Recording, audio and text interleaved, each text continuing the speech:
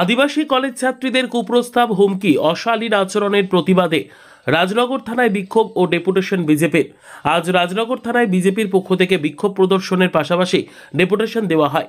আদিবাসী college ছাত্রীদের রাস্তায় কুপ্রস্তাব দেওয়া, হুমকি, জাতি তুলে গালিগালাজ করার প্রতিবাদে ও সকল অভিযুক্তকে গ্রেফতার ও দৃষ্টান্তমূলক শাস্তির দাবিতে এই বিক্ষোভ ও ডেপুটেশন, এমনটাই জানান বিজেপি নেতৃত্ব। হাজির ছিলেন বিজেপির রাজ্য সাধারণ সম্পাদক জগন্নাথ চট্টোপাধ্যায়, বীরভূম জেলা সভাপতি ধ্রুব কুমার সাহা, দুবরাজপুরের বিধায়ক অনুপ সাহা, ব্লক নেতৃত্বের মধ্যে অনুপ গড়াই, শ্যামল গোস্বামী প্রমুখ। মিছিল করে এসে তারা এদিন ডেপুটেশন দেন। পরে মিডিয়ার সামনে প্রতিক্রিয়া জানান বিজেপি নেতা জগন্নাথ চট্টোপাধ্যায়, ধ্রুব সাহা সহ অন্যান্যরা।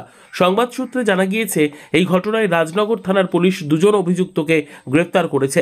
ধৃতদের নাম ধ্রুব ভান্ডারী ও কৌশিক রায়। স্থানীয়রা বলেন, কৌশিক তৃণমূল কংগ্রেসের রাজনগর ব্লকের সহ সভাপতি রানা প্রতাপ রায়ের পুত্র। বিজেপির দাবি, পুলিশ ভালোভাবে তদন্ত করুক, আরও যারা জড়িত তাদেরও গ্রেপ্তার করুক। জগন্নাথবাবু মিডিয়ার সামনে আরও বলেন, শুধু এদের গ্রেপ্তার করলেই হবে না, ষড়যন্ত্রকারী হিসেবে এই ব্লকের বড় তৃণমূল নেতা, তাকেও আইনের আওতায় এনে তদন্ত করে ব্যবস্থা নিতে হবে। ব্লক তৃণমূল নেতা সুকুমার সাধুর বিরুদ্ধে বিজেপির জেলা সভাপতি সহ অন্যান্য বিজেপি নেতাও অভিযোগের আঙুল তোলেন ও কড়া মন্তব্য করেন। গত 24 তারিখে রাজনগর থানা এলাকায় দুই আদিবাসী কন্যা, ছাত্রী 21 বছর বয়স, তারা টিউশন নিয়ে, কোচিং নিয়ে গ্রামে ফিরছে। মাঝ রাস্তায় তৃণমূলের ব্লকের একজন নেতা, সেই নেতা তার ছেলে নেতৃত্বে রাস্তা আটকে দাঁড়ায়, তাদের সঙ্গে অসভ্যতা করে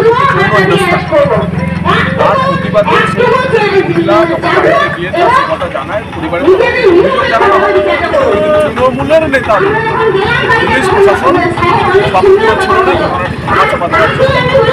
ভারতীয় জনতা পার্টি বিষয়ে জানার সঙ্গে সঙ্গে বিষয়ে সক্রিয় হয়, উদ্যোগী হয়। আমাদের আদিবাসী মোর্চার যারা নেতা, তারা সক্রিয় হয়ে সেই গ্রামের আইনি সহায়তা দিয়ে তাদেরকে আমরা SC/ST অ্যাট্রসিটি অ্যাক্ট এবং যৌন হেনস্থা করার জন্য মামলা করি।